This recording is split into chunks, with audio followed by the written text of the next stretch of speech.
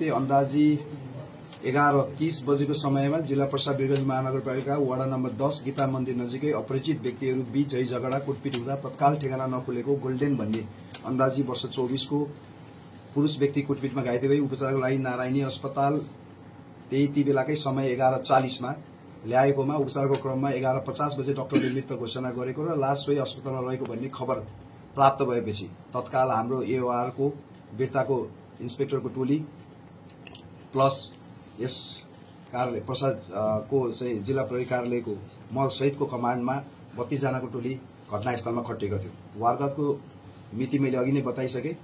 घटना घटिसकेपछि तत्काल हामीले घटनास्थललाई सुरक्षित रूपमा सोको टिम सहित त्यसलाई चाहिँ कर्डन गर्यौं र त्यसपछि त्यहाँ भएको सबै सबुत प्रमाणहरूलाई चाहिँ कानुनी तवरमा चाहिँ संकलन गर्ने काम गर्यौं। त्यसपछि यो घटनाको अलिकति पृष्ठभूमिमा चाहिँ 82/6/14 गते जिल्ला 12 परवानीपुर गाउँपालिका वार्ड नम्बर 9 घर भई हाल जिल्ला पर्सा वीरगञ्ज महानगरपालिका वार्ड नम्बर 10 बस्ने वर्ष 20 को गोल्डेन भन्ने शिवम शाह कानु गवामाईमा मेला हेर्न जान्छु भनी घरबाट निस्कि गएकोमा मेला गई केटाहरूसँग वाद विवाद तथा हातपात गरेको र विगतका दिनहरूमा उक्त समूहबीच एक आपसमै झै झगडा वाद विवाद हुने गरेको र सोही रिसिबीले मृतक गोल्डेन भन्ने शिवम शाह कानुलाई एक्लो मौका छोपी विपक्षीसम्म यहाँनिर एउटा समूह हामीले आइडेन्टिफाई गरेका छौं जसलाई उनीहरूको व्हाट्सएप ग्रुपमा उनीहरूले चाहिँ दरिन्दे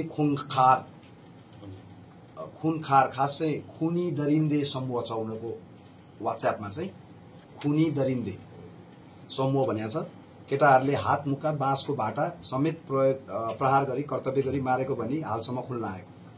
घटनाको सूक्ष्म अनुसन्धान प्राप्त सूचना तथा प्रमाणहरूको विधि तथा प्रविधिको प्रयोग गरी सूचनाको विश्लेषण गरी उक्त वारदातमा संलग्न निम्न उल्लेखित व्यक्तिहरूलाई नियन्त्रणमा लिई निजहरू उप ज्यान सम्बन्धी कसुरमा अनुसन्धान भइरहेको।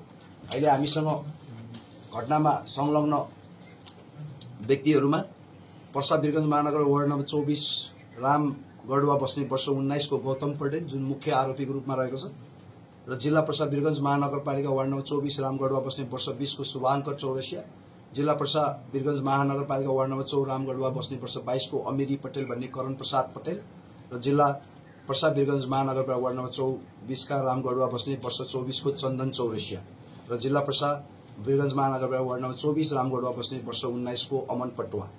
अब यो विशेष गरी यिनीहरू हाम्रै जिल्लाको एओआर भित्र र केही नेपाल भारतको सीमाना क्षेत्रभित्रबाट हामीले पक्राउ गर्न सफल भएका छौं र यो अमन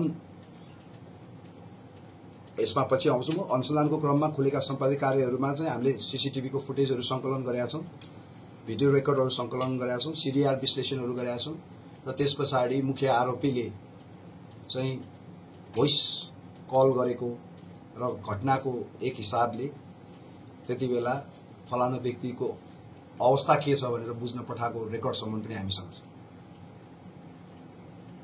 र घटना हुनुको मुख्य उद्देश्य यसको पृष्ठभूमि अघि नै मैले बताइसके। दुईटा समूह त हो तर अब एकअर्काको इगो र केही हदसम्म मैले हिजो पनि एउटा सञ्चारकर्मी साथीले चाहिँ बोल्नै पर्ने अवस्था भयो भनेर भनिसकेपछि मैले बोलेको थिएँ एउटा टिभीमा।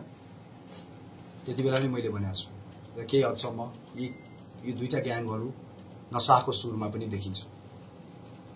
अब विषय वस्तु आफआफ्नो भए पनि नशाको सुरमा पनि घटना पुगेको देखिन्छ र आफूलाई अलिकति अब यङ टिनेज भएको हिसाबले सायद आफ्नो को चाहिँ ग्याङमा चाहिँ अलिकति बलवान अलिकति डोमिनेट गर्न सक्ने एरियामा भन्ने देखाउनको लागि पनि यो घटना घट्न गर्थ्यो जसको दुखद परिणाम चाहिँ एकजना व्यक्तिको मृत्यु हुन पुग्यो र केही हदसम्म पुरानो दुश्मनी जुन यहाँहरू सबैलाई चाहिँ यहाँको स्थानीय भएको हिसाबले पनि जानकारी रहेको। दुश्मनी पनि के को भन्दा यही युगो साध्ने र आफ्नो वर्चस्व कायम राख्नेको बाहेक अरू खासै त्यस्तो दुश्मनी देखिन्न।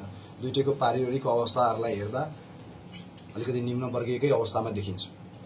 यो रह्यो अहिलेसम्मको उहरू र यसमा विशेष गरी अमन पटवा घटना पश्चात विशेष गरी सम्पूर्ण घटनाको म्यानेजमेन्ट गर्नेमा देखिन्छ र त्यसपछि गौतम पटेल मुख्य आरोपी जो स्वयंले घटना घटाइसके पछाडि घटना घटाएको जिम्मेवारी पनि लिएको हामीसँग रेकर्ड छ। त्यो रेकर्ड पनि हामी भोलि प्रमाणको रूपमा पेश गर्छौँ। र बाँकी कसको कहाँ संलग्न छ, अनुसन्धानको दायरामा छ, यो सबै एउटै ग्याङमा छ। यो बाहेक केही मान्छे अझ पनि हाम्रो अनुसन्धानको दायरामा ल्याउनु पर्ने मान्छेहरू देखिएको छ। प्रमाणले भ्याएसम्म हामी कसैलाई पनि कुनै अहिले नाम नखुलेका मान्छेहरू पनि कोही भोलि संलग्नता भयो भने यस घटनामा हामी ल्याउनेछौँ।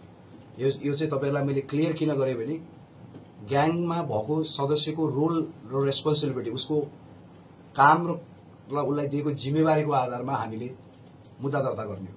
र कहिलेकाहीँ अनाहकमा ग्याङको नाममा कुनै निर्दोष नफसोस् भनेर पनि हामी त्यतिकै चनाखो हुनुपर्ने हुन्छ। त्यो भिडभाडमा भेटिएका देखिएका जम्मै त्यही ग्याङको हो भन्ने कुरा पनि हुँदैन र ग्याङका भएकाहरू पनि प्रमाणको आधारले को कसको कतिसम्म प्रमाण के भन्छ त्यसलाई, त्यो ग्राभिटी अफ क्राइम भन्छौँ हामी, अपराधको ग्राभिटीको आधारमा उसलाई कानुनको दायरामा ल्याउने कोसिस गर्छु। अब यति भन्दै मैले चाहिँ यो मेरो प्रेस मिट चाहिँ यही टुङ्ग्याउँछु। तपाईहरु 6 गते 7 गते मंगलबार मैले हाजिर भइसके पछाडि आज 16 गते सम्म जिल्ला प्रशासन कार्यालयबाट के कस्तो अपराधिक अनुसन्धानहरू, के कस्तो अपराधिक कार्यको लागि निरीक्षण गर्न कार्यहरू भयो भन्ने कुरा पनि म जानकारी गराउँछु। हामीले यो बीचमा लागु औषध तर्फ डग स्निफिङको मार्फतबाट 29 मिलिग्राम सहित 2 ग्राम 29 मिलिग्राम सहित एकजना खैरो हेरोइन, गाँजा 26 केजी 900 ग्राम, चरेस 11 केजी, फरार प्रतिवादी अहिलेसम्म फरार प्रतिवादी त्यो मध्ये 2टा जेल ब्रेकवालाहरू भयो अस्ति जेन्जी आन्दोलन पछाडि। त्यसपछि गएर अन्य अरू मुद्दाहरूमा फरार भएको गरेर टोटल 7 जना पनि पक्राउ परेका छन्। र घरेलु मदिराहरू नष्ट भएको छ, त्यसमा 4570 लिटर, कच्चा पदार्थहरू 6620 लिटर, भट्टी फुटाएका छ 14 वटा। यो फुटाएको भन्ने शब्द भन्दा पनि निरीक्षण के अरे डिसमेन्टल गरे होला है। नदीजन्य उत्खननमा बालुवा लोड गरेको ट्र्याक्टर पक्राउ 2टा, काठ पक्राउ भएको छ। भन्सार छली चोरी पैठारी निकासी तर्फ पक्राउ टोटल 5,45,000 बराबरको। लागु औषध दुर्व्यसनी तर्फ पक्राउ 45 जना दुर्व्यसनीहरू। समुदाय प्रहरी साझेदारी अन्तर्गत सचेतनामूलक कार्यक्रमको 25 वटा कार्यक्रमबाट लाभान्वित भएको छ। एउटा हाम्रो